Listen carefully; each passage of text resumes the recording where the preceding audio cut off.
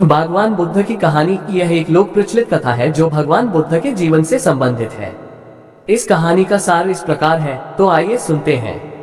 भगवान बुद्ध जब अपने शिष्यों के साथ एक गांव से गुजर रहे थे तो उन्होंने एक बाग देखा जो बहुत ही सुंदर था। बाग के बीचों बीच एक वृक्ष था जो हरे भरे पत्तों से ढका हुआ था और उस पर अनेक फल लदे हुए थे। इस बाग को देखकर बुद्ध ने अपने शिष्यों से कहा, आओ हम इस बाग में कुछ समय के लिए विश्राम करें।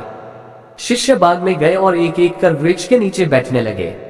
अचानक एक किसान जो उस बाग का मालिक था वहां आया और उसने बुद्ध और उनके शिष्यों को देखकर क्रोधित होकर कहा, आप लोग इस बाग में क्या कर रहे हैं?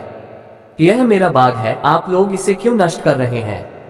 बुद्ध ने शांतिपूर्वक किसान से कहा, हम यहाँ केवल कुछ समय के लिए विश्राम कर रहे हैं, हम आपके बाग को कोई नुकसान नहीं पहुंचाएंगे। लेकिन किसान का क्रोध कम नहीं हुआ और उसने गुस्से में कहा, यह मेरा बाग है, मैंने इसे अपने पसीने और मेहनत से बनाया है, यह मेरी संपत्ति है। बुद्ध ने मुस्कुराते हुए किसान से पूछा, यह बाग आपका है, लेकिन जब आप मर जाएंगे तो यह बाग किसका होगा? किसान ने उत्तर दिया, मेरे बच्चों का। बुद्ध ने फिर पूछा, और जब आपके बच्चे मर जाएंगे तब? किसान कुछ क्षण के लिए चुप रहा और फिर बोला, तब उनके बच्चों का।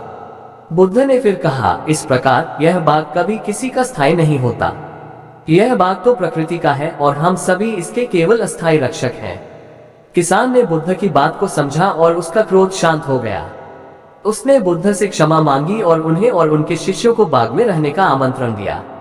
इस कहानी से हमें यह सीख मिलती है कि इस संसार की वस्तुएं और संपत्तियां केवल अस्थायी हैं और हमें अपने अहंकार और लोभ को त्याग कर सत्य की ओर बढ़ना चाहिए।